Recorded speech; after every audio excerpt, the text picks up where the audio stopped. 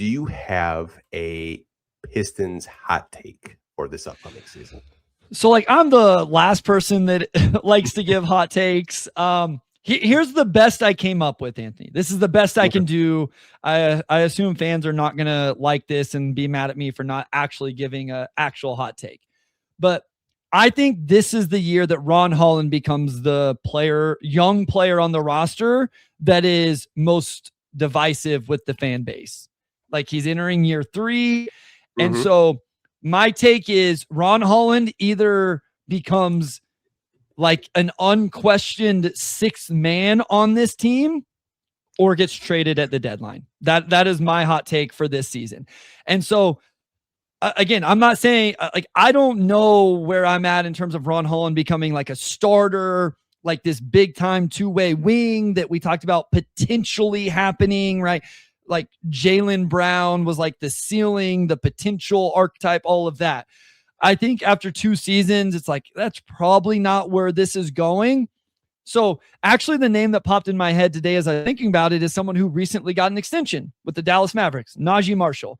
Can he be a Najee Marshall where he's probably going to be better than Najee Marshall defensively, maybe not as good like with his on-ball creation as what Najee Marshall is. Najee Marshall, like floor spacing wise, is sometimes there, sometimes not. But I think most people would take Najee Marshall in their rotation. They take him as their sixth man, right? And so my hot take is Ron Holland either becomes that, where it's like, hey, he's not going to be a starter for this team, but he is the Pistons sixth man. He's really good defensively, like kind of runs the second unit, gets him out in transition, playing with the ball in his hands a little bit more. Or if he doesn't become that, he ends up being part of the trade that we kind of alluded to a few minutes ago. See, my question with that, which I love that hot take, is does JB actually kind of like take the shackles off a little bit?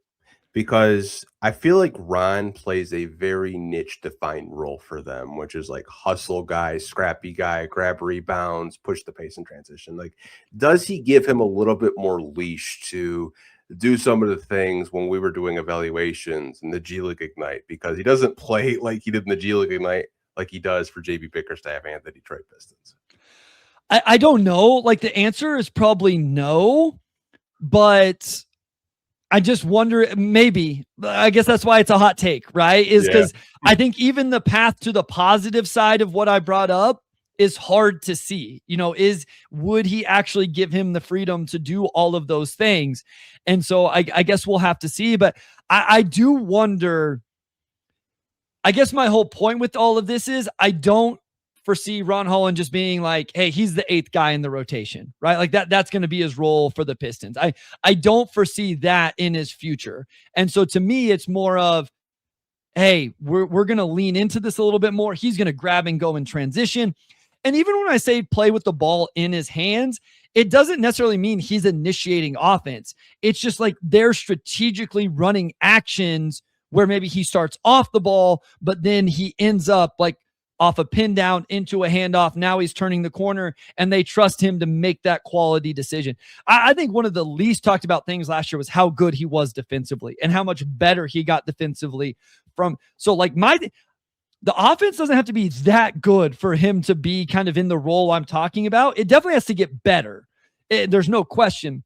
But if it gets to a certain level along with his defense, you're talking about a really, really good sixth man. But my thing is, if it's not that, and all of a sudden we're already talking rookie extension next offseason, Anthony. Like he's already in the spot where Asar Thompson is this offseason. This stuff happens fast.